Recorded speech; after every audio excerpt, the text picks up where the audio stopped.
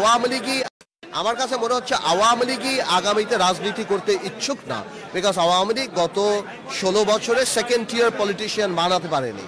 So যেহেতু ফ্রন্টিয়াররা বিভিন্ন ধরনের হাইব্রিডরা দুর্নীতির সাথে এমনভাবে যুক্ত হয়ে গেছে, আওয়ামী লীগের পক্ষে এখন আর ফিরে আসাটা রাজনীতিতে অনেক কঠিন হয়ে যাবে। আওয়ামী লীগের ওই ইমেজ আলা নেতৃত্ব নেই।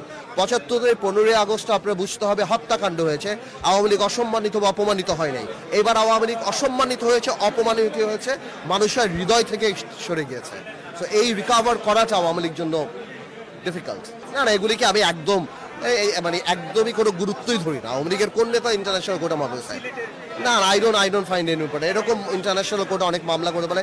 মামলার আগের বিচার যদি হতে হয় তাহলে আওয়ামী লীগের রাজনৈতিক দল হিসাবে সেই বিচারের একটা স্কোপ আছে বা সামনে ইনশাল্লাহ হবে। ঠিক আছে, জি বলেন। রাষ্ট্রপতি ব্যাপারটা এখন ডেড ইস্যু।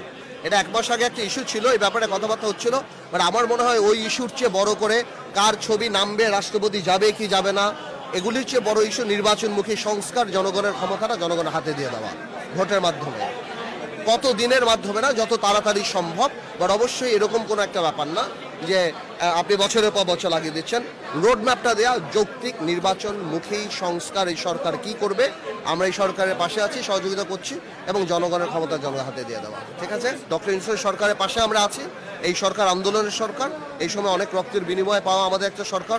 অনেক ছোট ছোট ভুল ত্রুটিকে কোনোভাবেই বড় করে দেখে এই সরকারের বা আমাদের যে বড় লক্ষ্য তাকে আন্ডারমাইন করার কোনো সুযোগ নাই। কলমের খোঁচায় হয় না, জনগণ ঠিক করে। বাট আমি মনে করি নৈতিক জায়গা থেকে আওয়ামী লীগ রাজনীতি করার কোনো সুযোগ নাই। তাদের যে মাইন্ডসেট, তারা যে কথা বলছে যে এই যে এতগুলি মানুষ মারা গেল, এতগুলি হত্যা, এত অ্যাট্রসিটি, এই যে গণহত্যা, এই যে লুট, এগুলির ব্যাপারে তাদের অনুশোচনা নৈতিকভাবে আসলে সুযোগ। একজন নেত্রী, একজন দলীয় প্রধান ওনার দলীয় নেতাকর্মীর সাথে কি কথা বলেন সেই জিনিসটা সম্পূর্ণ আলাদা, যাদের সাথে কি কথা বলেন সেটা আলাদা।